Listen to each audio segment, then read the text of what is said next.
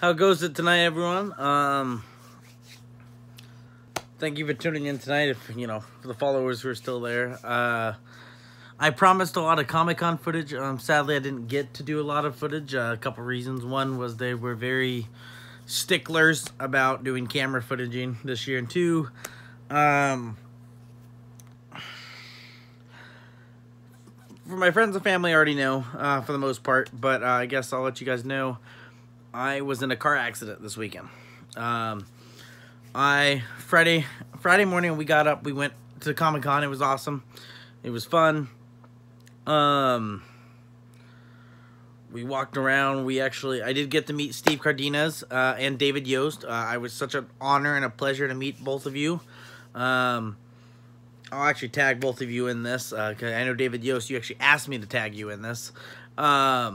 You signed my pops. I'll actually show you. Yes, my pop wall, if you guys have it, if you guys pay attention, actually I totally reorganized. It's totally different now. But if I show you, so right up here, hold on, I'm going to take the phone off because it might be easier instead of trying to hold the tripod there. But see right there, Steve Cardenas signed the pop, and then right here to David Yost telling me it's morphin' time. So that's kind of awesome. I don't know if you can see that very well on the camera, but I was super, super happy about that. This whole wall has actually been totally redone just to add all the different new pops I've gotten recently, like my 8-bit GameStop Freddy and Jason there. Had to add in, what else have we added recently? I guess I did buy some Avenger Infinity War stuff, as you can see. Getting ready, and then the Captain America's, my Civil Warrior. Gotta get some Eric Killmonger in there. Got some Heimdall, and I'm so happy about my Ghost Rider. Super, super excited. It was awesome. Oh. Hi. My girlfriend. You have to show my pins. Yes, she's become obsessed recently with pins. And this is apron number 5 or something. I don't know anymore. Well, she keeps filling up all of her aprons with. Well, this is a brand spanking new apron. She got a new apron because for some reason when we went to Seattle, she tried to bring all of her aprons with her and leave it in my car, because my car, which we're getting to, we haven't made it that far yet, but the car did get left in Seattle, which we're getting there. Sorry if my phone's freaking you out, but I'm trying to put it back in the tripod. Sorry if I was a distraction. You're always distraction. It's okay. But you can never have too much flair. Never too much flair. No.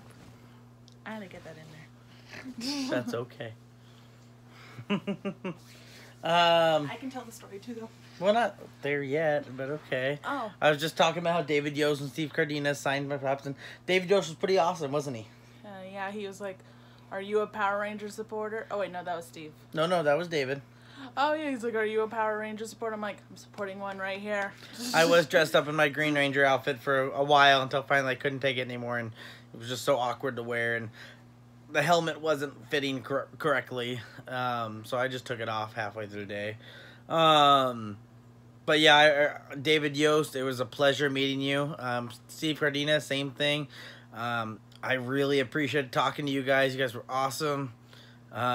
Steve, I loved sitting there chatting with you about Power Ranger. I loved how you told me how you thought one of the coolest things being a Ranger was being 18 years old and getting told you're being flown to Australia, or whoever. He was 20. 20, sorry, was he 20? He was 20. I couldn't remember if he said 20 or 18, whatever, flying to like Australia to film and whatever. Oh, and don't forget the Super Sentai like voiceover things like. Oh yeah. Yeah. Going in there every week to film, Morphin' time, it was awesome. Got to see a lot of cool booths, a lot of cool artwork, a lot of cool.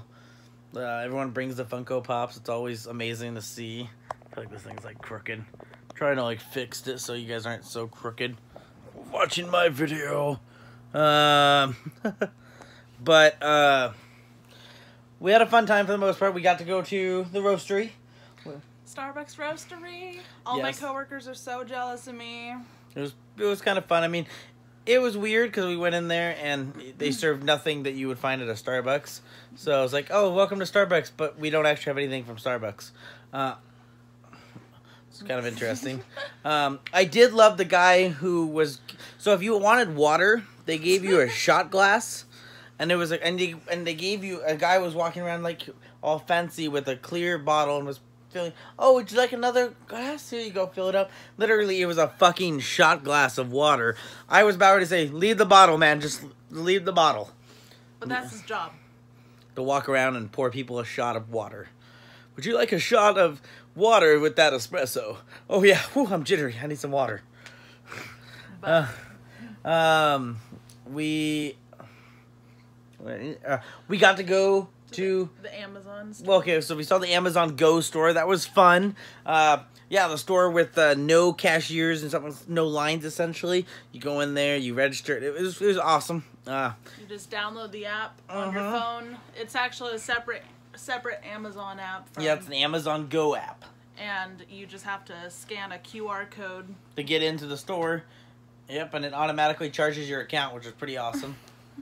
I know, trying to get this stupid thing is ridiculous. You can fix the legs, I don't know. We also got to go to the Spheres.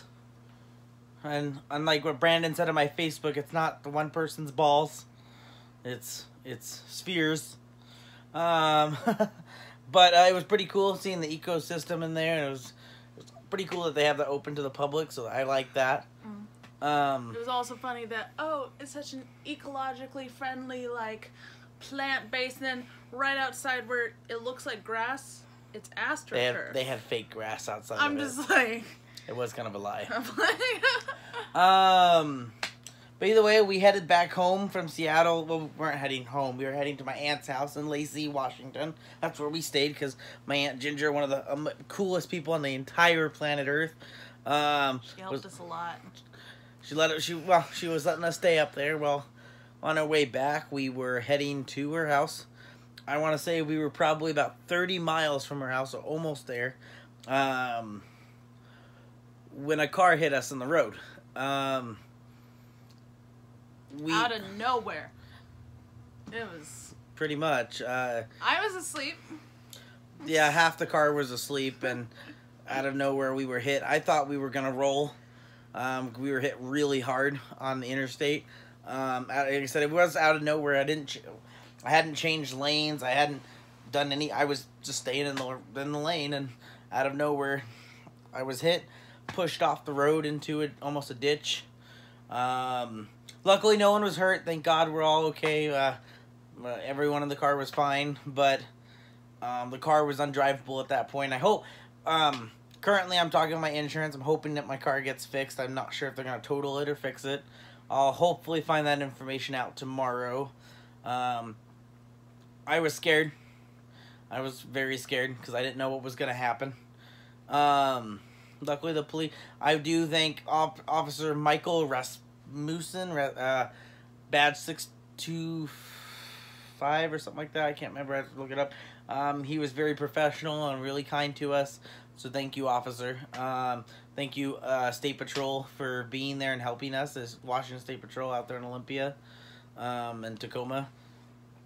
Thank you, Fife Towing. That guy, I can't remember his name, Michael or William. I don't know. I have to look. It was William. William from Fife Towing. Thank you for, as much as I was just in shock and just couldn't focus because of being hit by a car. Thank you for trying to cheer me up by asking a Star Trek question for me holding my Star Trek bag. So thank you, William. You were awesome. I think they kind of got the hint. Like, after a while, like, these people are from out of town. They're not really used to crazy stuff like this. It was something that was terrifying because had it been just me in the car, I think I wouldn't have been as afraid because my instincts and probably... Adrenaline would have kicked in, and I probably would have been trying to run across 5 lanes just to beat the shit out of the person who hit us. It's unclear if he was drunk either. Yeah, the police report hasn't come out yet, so we have no idea if he was drunk or if he was high or just being an idiot. But yeah, he hit us. The cop even thought he was probably going 90, 95 miles an hour because he hit us hard enough to push us out of traffic, and he crashed about 150 yards ahead of us, 5 lanes over. So, you know, whatever he was doing, he was being an idiot. It's a miracle that we didn't get hit by any oncoming, because we were 2 lanes in, and he pushed us out of it without hitting any cars, which is just amazing. Yeah, I'm hoping my car gets fixed. Luckily, the only reason I'm even home right now with this lovely wall behind me is my aunt, who is, like I said, once again, fucking amazing. She rented me a car so I can get home, bring everyone home, get to work today, and go to work tomorrow. And I'm driving back up to there to return the car on Wednesday, but I'm really fucking hoping that the insurance has it worked out by then, that either Thursday I'm driving my car home, or even better, better would be my car coming home, but or you know, the other insurance paying for me to have rent a car. But it's been a very rough week, just because of how stressful it was with this. You know, here we are now, and my aunt having 4 fucking, we're young adults, but I'm gonna say teenagers because we're practically like I'm 23, you're 22, Allie's 19, Chelsea's the oldest. Chelsea's 26, and all of our asses were stranded at her house in Lacey, and she got us dinner. She picked us up after the police dropped us off. She got us Starbucks in the morning. Got us a rent-a-car so that we could make it home. I mean, that's amazing. I hope to one day be as kind and as amazing as she is. Yeah. I really do. And I've always talked so highly of my Aunt Ginger. I love her to death. I really do. Thank you, Ginger. Yeah, we owe you big time. Hopefully, the drive going up will be nice. I know coming back, oh my god, yeah, we went up Snoqualmie Pass, and it was, for the most part, pretty easy. And then coming back, Snoqualmie was closed. We had to take White Pass. And here's the thing about White Pass. White Pass is actually super, super easy, except for the small, like, the last, I want to say... The summit? Getting up to the summit wasn't horrible, really, at all. It was going down the summit, and that going down the summit is really only about a 5-mile stretch. So that 5-mile stretch was hell, because you're on the cliff, on the edge. 2, you have these turns, you can't see how sharp the turn is because of the hillside, and you might come around, turn around, oh, it's not even that steep, or you come around one and it's like a drop, and you don't know how fast to take it, because if you take it too fast, you might go over the edge, or you take it too slow, you look like a dumbass. And then the roads aren't smooth, they're like bumpy right there, and it's like, god damn it. And also, the roads were wet. There was still some snow. Yeah, well, there was tons of snow up there. Yeah, and then, well, it wasn't, like, snowing. Not on the road, yeah. The roads were wet, but it was also freezing, so you don't know what could be black ice. Yeah. Either. Yeah. Yeah, I don't know which direction I'm going to go when I head up there. I'm actually hoping to go up Snoqualmie, but we'll see. Maybe I'll go up White Pass. We'll see. I don't know yet. Thank you, Kyle, for meeting up with us and following us, making sure we made it back. Kyle's, as I've talked about, is my dungeon master, and he's amazing. Him and his wife, Sarah, were so kind to follow us back and make sure we made it home okay.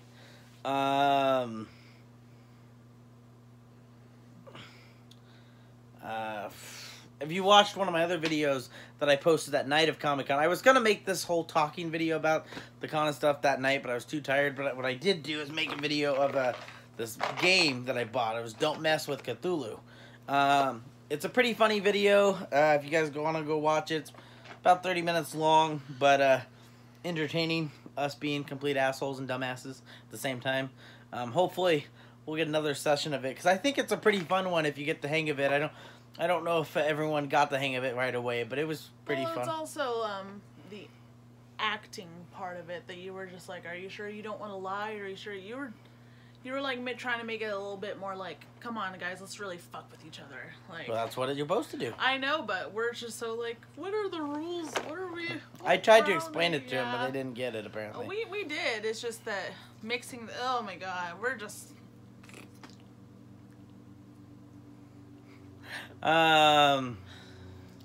Just what he does. He acts like I'm crazy.